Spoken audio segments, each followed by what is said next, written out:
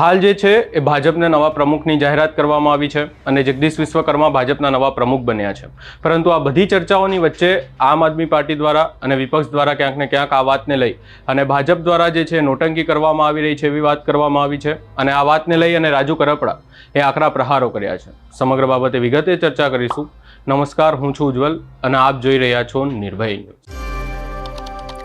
ભાજપને નવા પ્રદેશ પ્રમુખ મળ્યા છે, પરંતુ તેની સામે મંત્રીમંડળના વિસ્તરણને અનેક વાતને લઈ અને ચર્ચાઓ થઈ રહી છે। ત્યારે હવે રાજુ કરપડાએ આ તમામ વાતને ભાજપની એક મોટી નોટંકી ગણાવી છે અને વધુમાં કહ્યું છે કે મંત્રીમંડળ તો શું, એની સાથે સાથે મુખ્યમંત્રી પણ બદલાશે અને હર્ષ સંઘવી જે ગૃહમંત્રી છે એ પણ બદલાશે। એટલે અહીંયા આ તમામ વાતને લઈ અને રાજુ કરપડાએ ક્યાંક ને ક્યાંક સીધો પ્રહાર કર્યો છે મુખ્યમંત્રી ભૂપેન્દ્ર પટેલ પર અને ગૃહમંત્રી હર્ષ સંઘવી પર।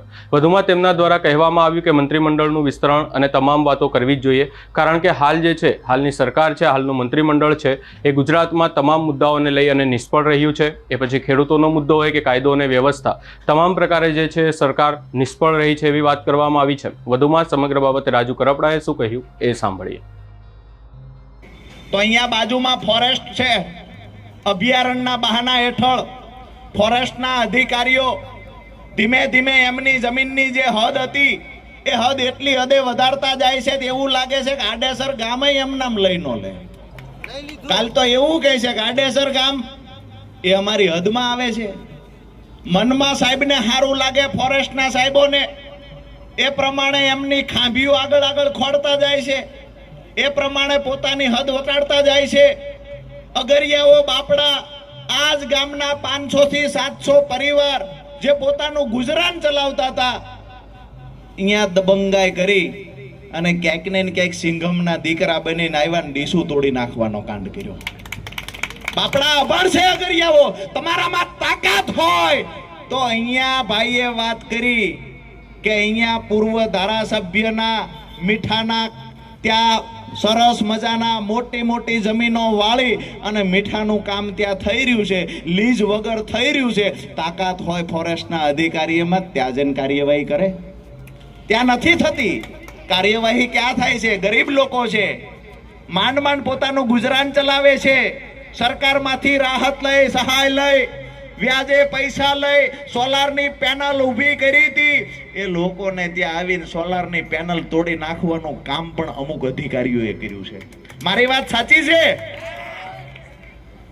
એની સાથે આ ગામના આડેસર ગામના લોકોએ વાત કરી કે અમુક કંપનીઓ જે મીઠા પકવે છે અને એનું જે ખરાબ પાણી છે એ ખરાબ પાણી આ ગામમાં ઘૂસે છે ને ક્યાંક ને ક્યાંક ભૂગર્ભના તળ ખરાબ થયા છે, ક્યાંક ને ક્યાંક પાણી ખરાબ થયું। મારી વાત સાચી છે?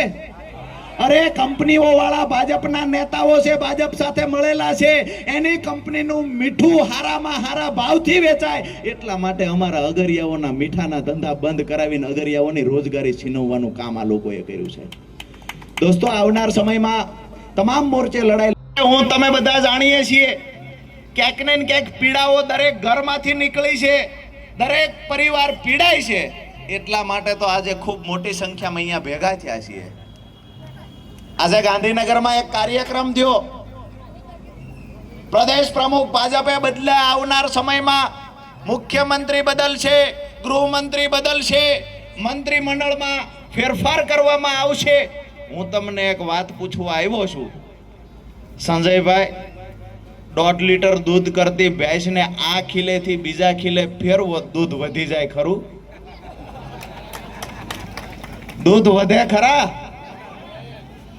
હવે ભાજપનો મુખ્યમંત્રી ભોપાભાઈ નહીં હોય, બીજા ભાઈ હશે, કોઈ ફેરફાર થવાનું નથી। ભેંસને ખીલો ફેરવવા દૂધ ન વધે, ભેંસ બદલવી પડે, એની તૈયારી કરી રાખો। આવનાર તાલુકા પંચાયત, જિલ્લા પંચાયતમાં અને 2027માં ભેંસને બદલી નાખવી છે, 1.5 લીટર વાળી કાઢ નાખવી છે। 1.5 લીટર કોક બેઠું હોય છે, સીધી ચાપ પાડી દીધી। આ જનરેટર થી અત્યારે અમારી 2 લાઇટો થાય છે, આખા ગામમાં લાઇટ જતી રહી। આ ચોકમાં પંચાયતમાંથી એક લાઇટ ઊભી કરવામાં આવી છે। ક્યાંક ને ક્યાંક અમારી સભામાં ઈ લોકો ભૂલી ગયા, એમને એવું થયું કે લાઇટ બંધ કરી દેવી, રાજુભાઈનું માયક બંધ થાય, પણ અમારા કાર્યકર્તા હોશિયાર હતા, જનરેટર લાવીને મૂક્યું હતું। ઓલરેડી જનરેટર લાવીને મૂક્યું હતું। એટલે લાઈવ સાંભળતા હોય અહીંના પત્રકારોની મારફત સાંભળતા હોય તેમને કહીએ કે અમે તમારા કરતા 2 ડગલા આગળ છીએ. બીજી મહત્વની વાત